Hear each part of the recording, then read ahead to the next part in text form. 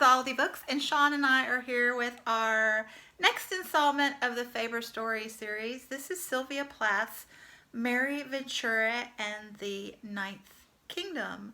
So I think instead of the typical introduction that I've been doing, I will read the little introduction in the book. It's a page and a bit, and it's really neat. This is the first one of these Faber short stories that's had one of these introductions that I recall. And I think it's because this is a newly discovered text. I was looking into it online and noticed a lot of articles about it. So apparently this is pretty big deal. And honestly, I don't think Sylvia Plath needs much of an introduction in the literary world. I will say that I have always wanted to read The Bell Jar because it was my best friend in high school. It was her favorite book. I think it still is her favorite. And I really like to read books that are favorites of special people to me. So I need to get to that, definitely. But here is the really short introduction. Mary Ventura and the Ninth Kingdom was written by Sylvia Plath in 1952 when she was a student at Smith College. As a college student, so cool. That was my introduction, if you didn't know. The real-life Mary Ventura was one of Plath's high school friends. Plath had written an earlier story about her as part of a creative writing assignment in her second year at Smith. That story, largely autobiographical, concerned a pair of old school friends who meet during the holidays and shared nothing with this one except Ventura's name. In December of 1952, she finished writing this story, a vague symbolic tale in her own description, air quotes, for real in the book quotes, and submitted it for publication to Mademoiselle magazine, whose writing prize she had recently won. It was rejected. Almost 2 years later, Plath revised the story, changing its title to Marcia Ventura and the Ninth Kingdom, making it less sinister, then curtailing it so significantly as to make it appear half-finished. The version used here is the original, rejected work. The richest, and in Faber's view, the best. This is its first publication. All original spellings have been retained. I think that's really cool.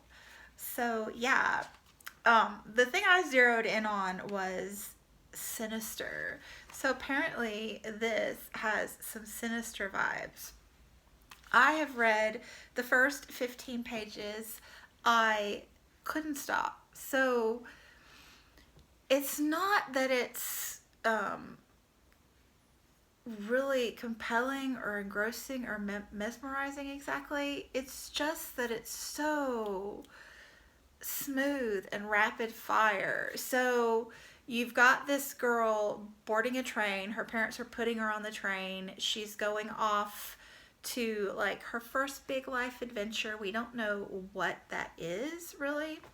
Her parents seem a little disconnected from her, but yeah, she just gets on the train. She meets this woman that sits next to her, but it's just one thing after another, just boom, boom, boom, boom. And it's just got this fast-paced feel like you're on a train going somewhere and, you know, one scene jumps to another. The dialogue is very smooth. There was just one paragraph on page 10 that felt a little clunky to me. But yeah, overall just very smooth dialogue, very smooth transitions, very descriptive settings that you immediately see the scene around you. So I really liked the style of the writing thus far. But I kept turning the pages because I wanted the sinister to start. So like, what is so sinister about this book? I'm here for that. Thus far, I don't know. You know, there was a scarecrow.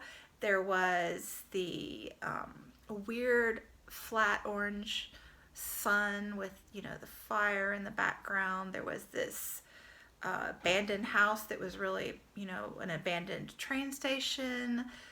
There were the three guys that looked alike at the end, things like that. But I didn't really notice anything that was like, ooh, yet.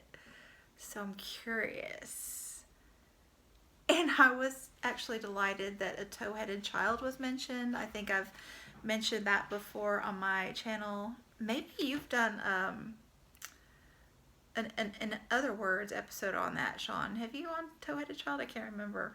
Anyway, really curious to hear what you think, because I know that you had a few trepidations about maybe it being a genre writing that you don't really care for, but yeah, so far I am curious, and definitely appreciating the rhythm of the writing. So what do you think? Hey Doris, well, I'm standing on a street near Nakano Station in Tokyo, and just thought this fabulous backdrop of the cherry blossoms, or the fainter colored blossoms, and I think the dark pink might be, I think the dark pink tree is a plum tree, but I'm not really sure. I'm pretty stupid about that kind of stuff. But hello. So I read the first 15 pages too, and I am quite intrigued too. It does feel sinister, but I can't put my finger on why. I would say, in addition to the factors that you cited, the children, the one being the tow-headed boy. No, I'm not familiar with that phrase. I looked it up. But those two bratty boys, and their mother was reading the magazine and she never disciplined them, and that is not typically sinister, but it struck me as being sinister. Even before that, the parents seemed weird. The protagonist's parents, like, what was that about? And that the paper boy shouts the headline, 10,000 arrested. And then the mother immediately says, oh, there's nothing wrong, just get on the train. Like, ooh, there's something weird. And her seatmate, there's something wrong with her too. She's very nice in a kind of a sinister way.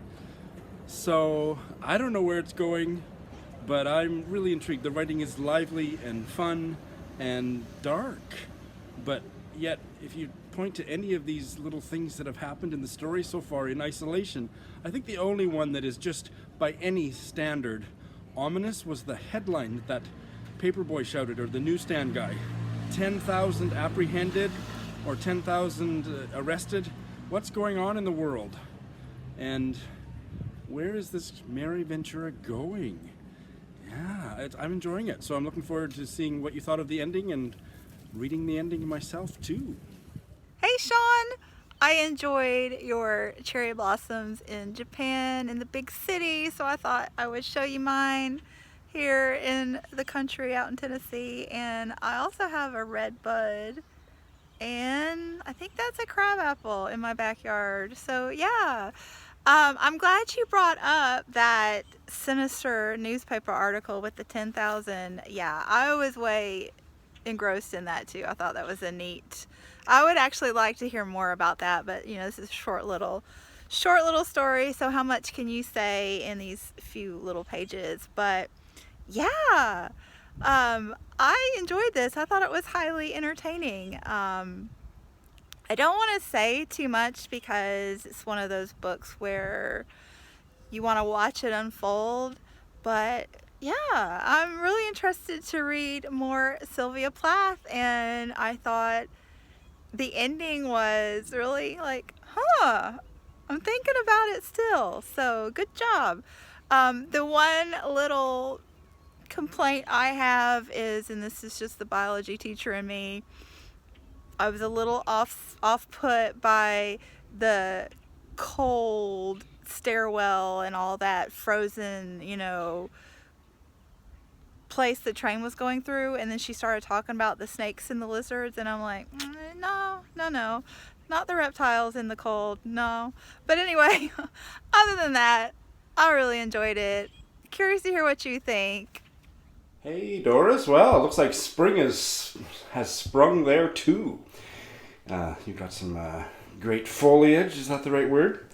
cherry blossoms here have not yet fallen, so any day now. I'm glad that you liked this. I didn't hate it. It was a 3-star read for me, but I didn't like the ending at all. I thought it was just like too dreamlike for me. It wasn't a literal dream, but it read like a dream, and like you said, I'm not going to say much about the ending of the story because people can read it for themselves, but I think fiction is already a dream. I hate dreams in my fiction, and like I say, this wasn't a literal dream,